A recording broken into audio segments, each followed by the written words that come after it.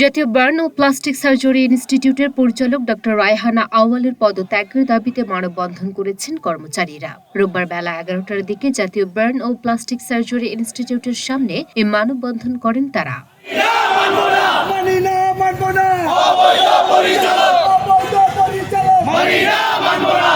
মানববন্ধনে কর্মচারী বাদল মাদবর জানান, আওয়ামী লীগের দোসরা 5ই আগস্ট সাবেক স্বাস্থ্যমন্ত্রী ডাক্তার শামুন্দুল সেনের নির্দেশে ও ডাক্তার রায়হানা আউয়ালের নেতৃত্বে বার্ন ইনস্টিটিউটের ভেতর থেকে ছাত্র জনতার উপর গুলি বর্ষণ করে। ডাক্তার রায়হানা আউয়াল ছিলেন আওয়ামী লীগের দোসর। স্বাস্থ্যমন্ত্রী শামুন্দুল সেন তার নির্দেশনায় এই পরিচালকের নেতৃত্বে এই বার্ন ইউনিট থেকে ছাত্র জনতার উপরে গুলি করা হয়েছে।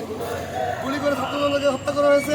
সেই পরিচালককে আমরা এই বানে বা এই দিকে আমরা দেখতে পাই। আর যারা আহত হয়েছিল, এই 5 তারিখে যারা আহত হয়েছিল তাদেরকে চিকিৎসার জন্য এসেছিল, তাদেরকে এই আওয়ামী লীগের লোকজন মারধর করে, পরিচালকের নেতৃত্বে মারধর করে বের করে দিয়েছিল। আমরা এই পরিচালককে বানে দেখতে চাই না, তার অবসান চাই আমরা। রেহানা আক্তার সুমি, পরিচালক রেহানা আক্তার সুমি, শ্যামন্তলালের বিচার চাই।